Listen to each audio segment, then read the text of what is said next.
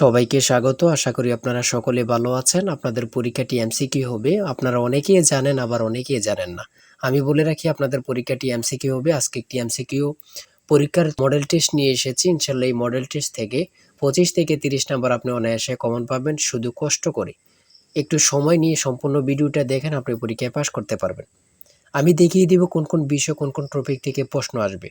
সম্পূর্ণ ভিডিওটা দেখেন। আপনারা অনেকেই পরীক্ষা উত্তীর্ণ হতে পারেন না, কারণ একটি পরীক্ষার প্রশ্ন প্যাটার্ন বোঝেন না, কোন কোন টপিক থেকে প্রশ্ন আসবে সেটা বোঝেন না, কোন কোন বিষয় থেকে প্রশ্ন আসবে, কোন কোন বিষয় টপিক থেকে প্রশ্ন পড়তে হবে সেটা বোঝেন না বলেই কিন্তু পরীক্ষা উত্তীর্ণ হতে পারেন না। আপনাদের পরীক্ষাটি এমসিকিউ হবে। যেমন এখানে রয়েছে সুশিক্ষিত লোকই মাত্র স্বশিক্ষিত উক্তিটি কার। মনে করেন সঠিক উত্তর হচ্ছে প্রমোদ চৌধুরী। এখানে 4টা অপশন থেকে সঠিক উত্তর হচ্ছে ডি। তাহলে ডি নাম্বারটা আপনারা ভরাট করতে হবে। আমার কথা বুঝতে পারছেন? যারা প্রত্যেকটি প্রশ্নের, অর্থাৎ যদি এখানে 60 নম্বরের পরীক্ষা হয়, যদি আপনারা 40 পান, কমপক্ষে 45 পান, তাহলে পরীক্ষা উত্তীর্ণ হবেন। আবার যদি 80 মার্কের পরীক্ষা হয়, যদি আপনি 60 মার্ক পান অথবা 65 মার্ক পান, তাহলে আপনি পরীক্ষা উত্তীর্ণ হবেন। ঠিক আছে? তাই বলে রাখি, আপনাদের সর্বপ্রথম প্রয়োজন একটি ভালো সাজেশন। আমরা আপনাদের জন্য একদম শর্ট করে চূড়ান্ত সাজেশন তৈরি করেছি। পরীক্ষার প্রশ্ন প্যাটার্ন যেমন থাকবে সেম প্যাটার্নে আমরা একটি চূড়ান্ত সাজেশন তৈরি করেছি। সাজেশনটি নিতে স্ক্রিনে দেওয়া হোয়াটসঅ্যাপ নাম্বার রয়েছে, ইমো নাম্বার রয়েছে। দুটোর মধ্যে যে কোনো একটি মেসেজ করে সাজেশনটি সংগ্রহ করুন। সাজেশনের মূল্য 100 টাকা। আমি বলি অবশ্যই প্রত্যেকে আমাদের সাজেশনটি সংগ্রহ করবেন, আপনি পরীক্ষায় পাশ করবেন। যারা বিভিন্ন চাকরির কারণে, কাজের কারণে অথবা পড়ালেখা একটু বুঝেন কম, সময় পান না, তারা অবশ্যই আমাদের এই শর্ট সাজেশনটি সংগ্রহ করে শুধু A to Z পড়ে যাবেন।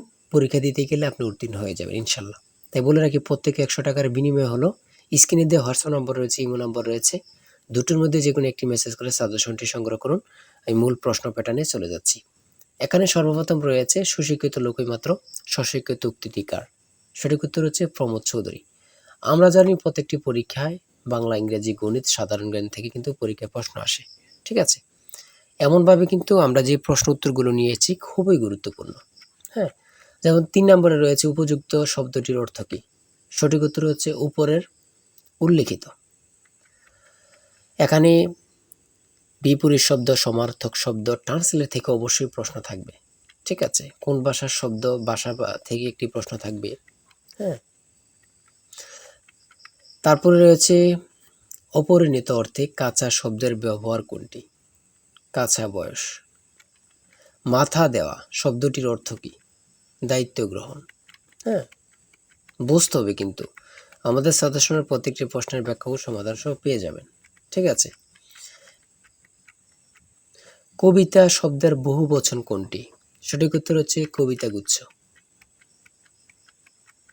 সন্ধি বিচ্ছেদ থেকে অবশ্যই একটি প্রশ্ন থাকবেই। ঠিক আছে? অবশ্যই একটি প্রশ্ন থাকবে। শুদ্ধ বানান থেকে অবশ্যই থাকবে। ছন্দনাম থেকে অবশ্যই থাকবে। যেমন 18 নাম্বার রয়েছে বীরবল। কার ছন্দনাম? সেটা হচ্ছে প্রমোদ চৌধুরী। আমার মনে হয় কত পরীক্ষা যে আসছে, আল্লাহ ছাড়া কেউ জানে না। ঠিক আছে? অনেক পরীক্ষা আসে এই প্রশ্নগুলো। সমার্থক শব্দ থেকে অবশ্যই থাকবে। ট্রান্সলেট থেকে অবশ্যই থাকবে। হ্যাঁ? প্রিপোজিশন, আর্টিকেল, ভয়েস থেকে থাকে। বিভিন্ন নাউন থেকে অবশ্যই প্রশ্ন থাকবে। ঠিক আছে? আমি বলে রাখি। যারা পরীক্ষা দিবেন প্রত্যেকে আমাদের সাজেশনটি সংগ্রহ করবেন। সিনোনিম অথবা অ্যান্টোনিম থেকে অবশ্যই প্রশ্ন থাকবে। হ্যাঁ? সিনোনিম অথবা অ্যান্টোনিম থেকে প্রশ্ন থাকবেই, থাকবে 100% শিওর। এটা ধরে নিতে পারেন। প্রিপোজিশন থেকে অবশ্যই প্রশ্ন থাকবে।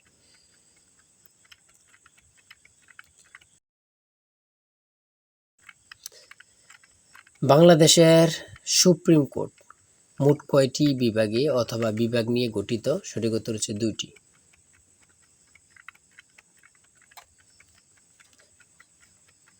ম্যানগ্রোভ বন কি? সেটা হচ্ছে উপকূলীয় বন। খুবই গুরুত্বপূর্ণ। বাংলাদেশকে স্বীকৃতি দানকারী প্রথম আরব দেশ কোনটি? খুবই গুরুত্বপূর্ণ। ইরাক।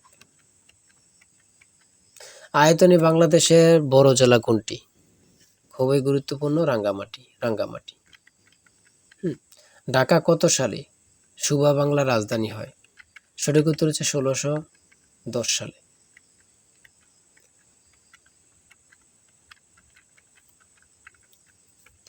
স্বাধীন বাংলাদেশে এ পর্যন্ত কতটি আদমশুমারি অনুষ্ঠিত হয়েছে?